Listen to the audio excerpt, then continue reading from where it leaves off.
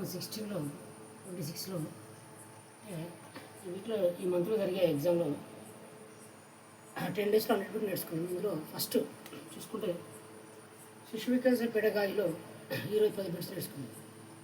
గతంలో అడిగిన బిట్స్ ఏ విధంగా అడుగుతుంది. కిరణ్ 2 ఉద్యోగాలకు ఎంపికాడు, అతను 2 ఇష్టం. అది ఎటువంటి సంఘర్షణ అడిగింది. సో కిరణ్కి 2 ఉద్యోగాలు ఎంపికాడు, 2 ప్లస్ కానిస్టేబుల్ వచ్చింది, ఇటు గ్రూప్ 4 వచ్చింది. సో అతనికి ఉన్న సంఘర్షణ ఏంటిది? Plus 2 plus.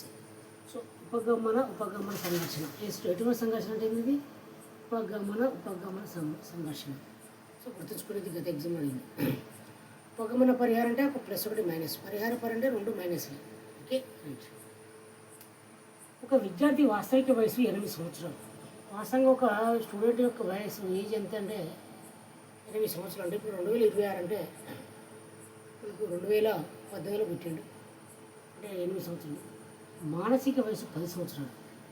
మరి అతను మెంటల్ స్టేజ్ విషయానికి వస్తే 10 ఇయర్స్. అంటే ఇతను 8 ఇయర్స్ అంటే 3rd క్లాస్ చదువుతున్నాడు, 5th క్లాస్ సంబంధించిన క్వశ్చన్ కూడా చేయగలుగుతాడు. అతనికి ప్రజ్ఞాలబ్ధి ఎంత అని అడిగింది.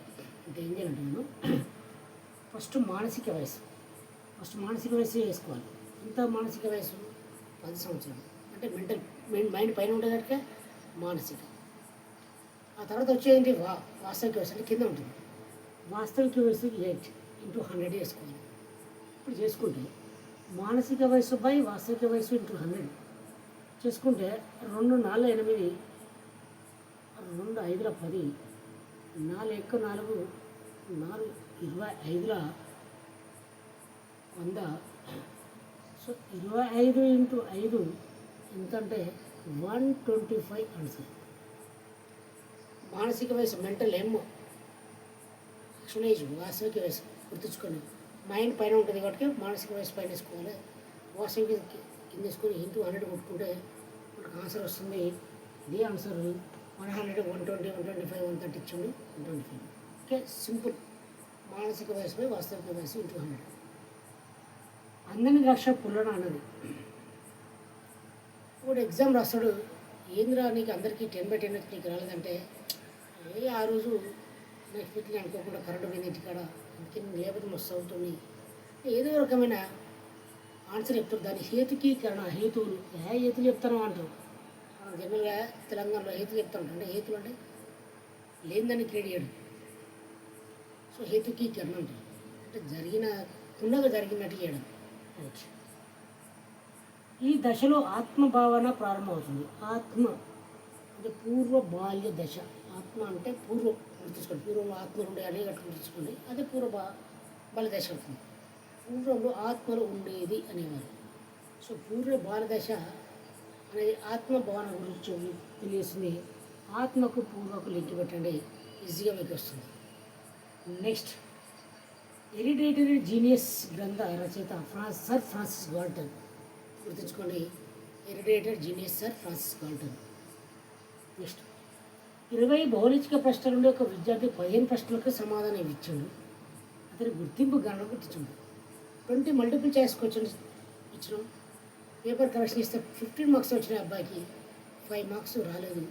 మరి అయితే గుర్తింపు గణన అంటే ఎంత కెపాసిటీ ఉంది అతను? గుర్తింపు గణన అంటే ఏం లేదు. గుర్తింపు గణన విషయానికి వస్తే అతను మొత్తం చేసిన ఆన్సర్లు ఎన్ని? 15. ఎన్ని ఆన్సర్లు మిస్ అయ్యాడు? 5 మిస్ అయ్యాడు. టోటల్ ఎన్ని? 20 × 100 చేసుకుంటే ఇక్కడ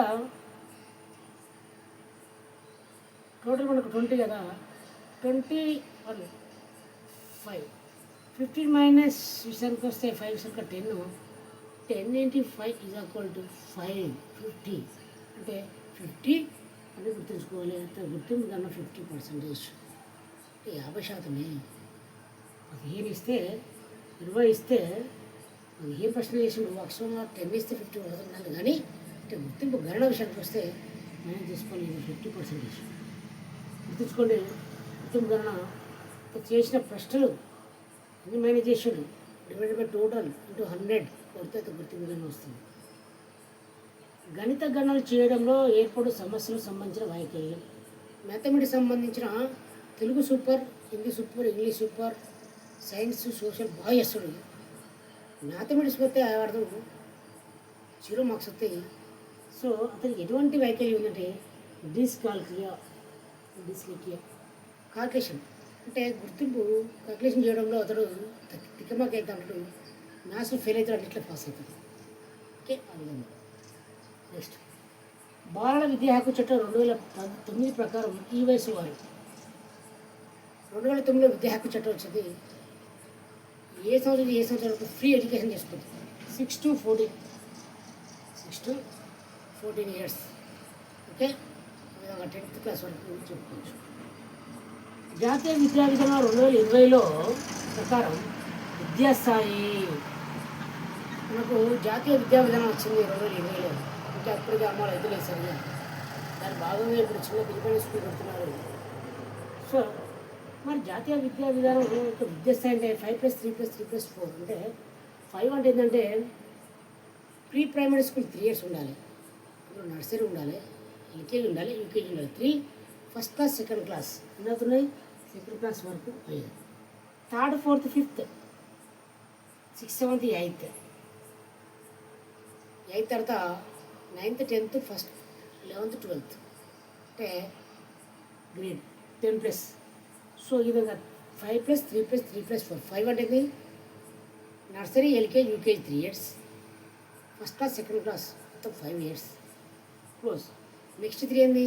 3rd, 4th, 5th recommend syllabus, 6th, 7th, 8th 3 9th, 10th first year, second year అంటే 11, 12, 9, 10, 11, 12 ఈ విధంగా 5+3+3+4 ఇది 2021 జాతీయ విద్యా విధానం.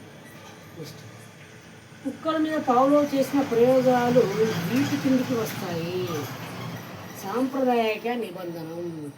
కుక్క అంటే మనం సాంప్రదాయంగా గుర్తుంచుకోవాలి. ఎందుకు అంటే మనకు ఫిబ్రవరి 6, జనవరి మంత్లో కుక్కల పండుగ వస్తుంది. డిసెంబర్ సంథింగ్ ఏంటిది కుక్కల కుడులు వేస్తుంటాం. ఎక్కడి నుంచి వచ్చిందంటే మన సాంప్రదాయంగా వచ్చింది, వెనకటి నుంచి వచ్చింది. కాబట్టి కుక్క అనగా మనకు సాంప్రదాయ నిబంధనం. ఓకే, సాంప్రదాయ నిబంధనం. ఓకే, అది గుర్తుంచుకోండి కుక్కల మీద. సో దీన్ని క్లాసికల్ కండిషన్ అంటే శాస్త్రీయ నిబంధన కూడా అంటారు, లేదా సాంప్రదాయం అంటారు. క్లాసికల్ కండిషన్ థియరీ అంటారు. దీన్ని ఇవాన్ పావులో దీన్ని చెప్పడం జరిగింది. అంటే ఇక్కడ మనకు నిబంధిత అని ఉండడం జరిగింది. సో ఉద్దీపనలు, ప్రతిస్పందనలు. కుక్క గంట కొడితే లాలాజలం ఫస్ట్ ఊరుస్తుంది. కుక్క గంట కొట్టినాక లాలాజలం వరకు ఆహారం పెడతారని తెలిసింది. కుక్క గంట కొట్టంగానే అది ఆహారానికి లాలాజలం స్రవిస్తుంది. ఈ విధంగా మనకు తెలుసు కుక్క టైం కానీ గంట కొడితే ఆటోమేటిక్గా ఏమనుకుంటుందంటే ఫుడ్ వస్తుందని. మన స్కూల్లో కూడా ఒకటే లంచ్ టైంకి బెల్ కొట్టంగానే పిల్లలకు నోరు ఊరుతూ ఉంటుంది. ఎందుకంటే ఆ రోజు మనకు లంచ్ తింటామని తెలుస్తుంది. దీన్నే ఆవులు ఒక సాంప్రదాయక నిబంధనం అని చెప్పడం జరిగింది. ఓకే, ఇది గతంలో